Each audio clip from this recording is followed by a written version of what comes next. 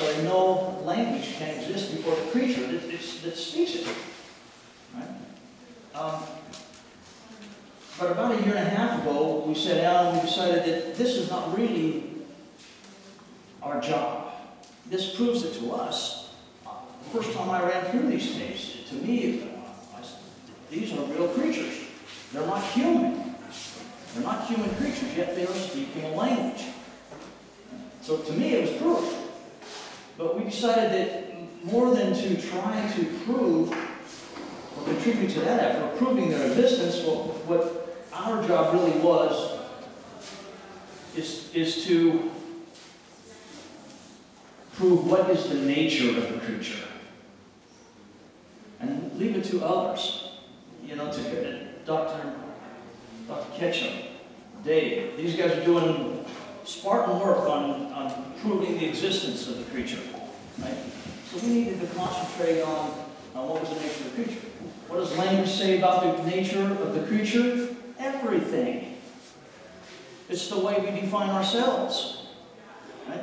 We define ourselves as sentient beings. Why? Because self-aware beings, right? Why? Because we have language. What are the implications of having language? Culture. I had Dr. Melvin a couple times. His big thing was, you can't prove that they have culture. I said, what kind of culture are you talking about? He says, material culture. He says, they cannot be humans because they do not have material culture. I said, that's only one kind of culture.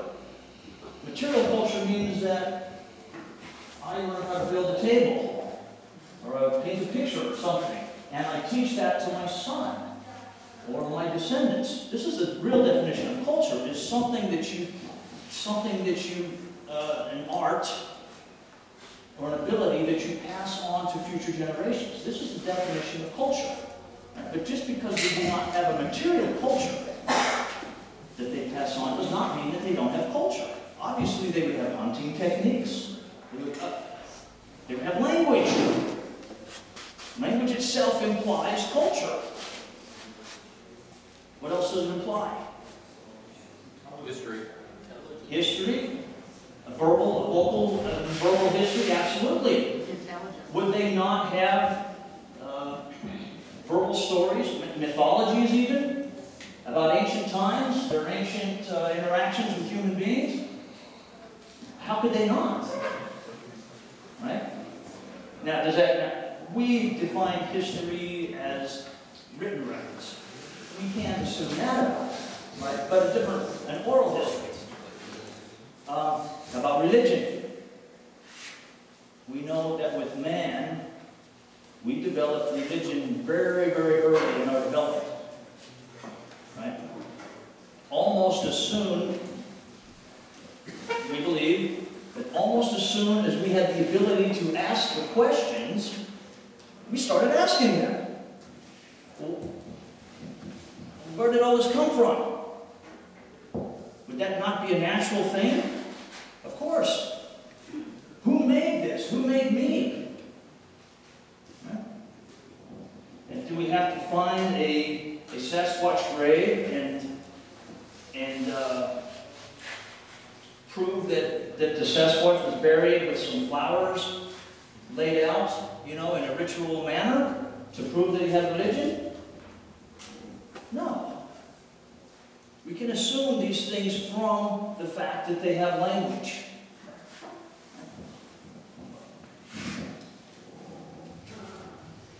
There was within a month after getting this and beginning my transcription, I started going out locally at a couple places that I was directed to in Kansas and in Missouri with my son, and it scared the heck out of him because of responses that we were getting. Just give you a taste of some of this. I would go out to the woods, and one place very near my home was pointed out to me by my ex-wife. She'd sent me a text. She said, I heard you were getting into Bigfoot. Well, good for you. Here's my son's mother, right?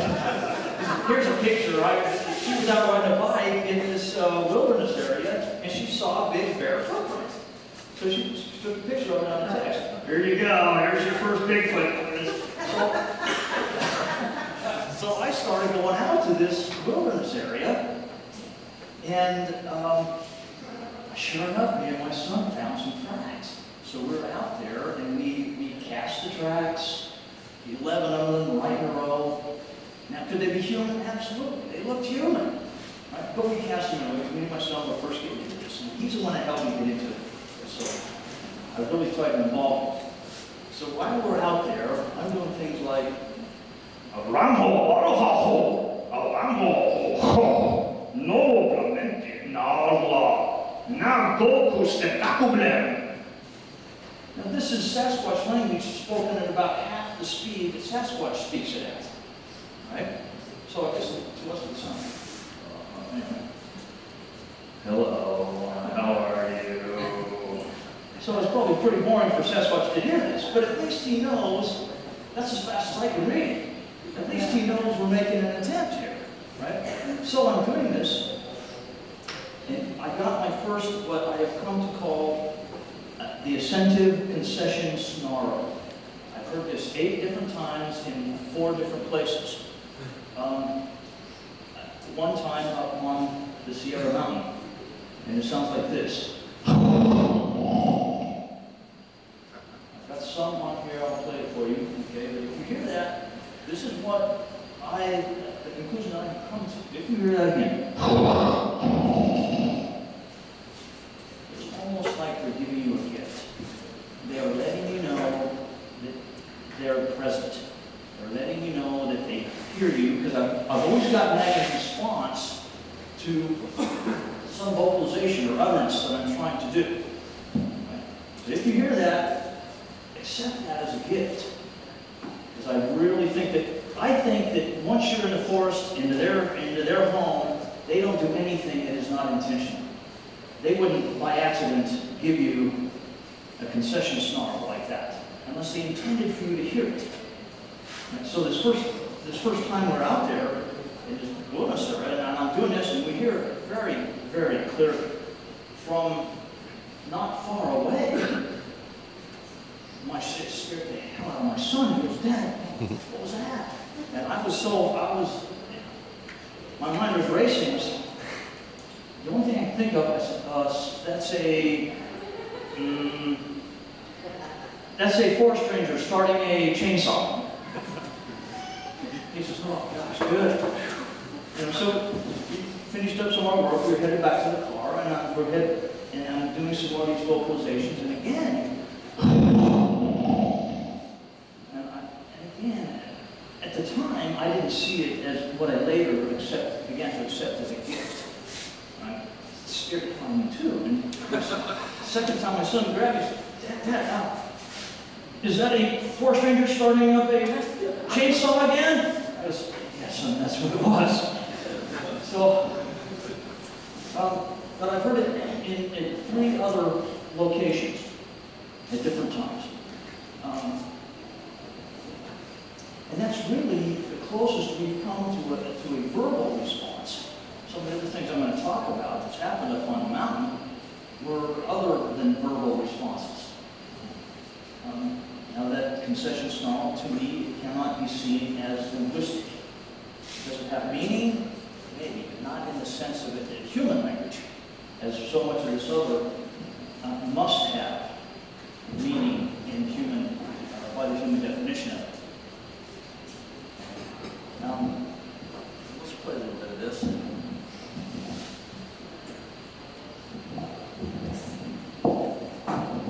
Most of you that were here a couple years ago probably heard a little bit of this. What I do, and we think this is a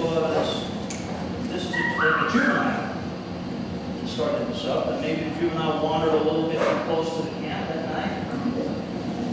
I think that in this, as well, is an adult female and an adult male. So the adult male, they came to call him Biggie, because they think he was one of the ones that kept coming back.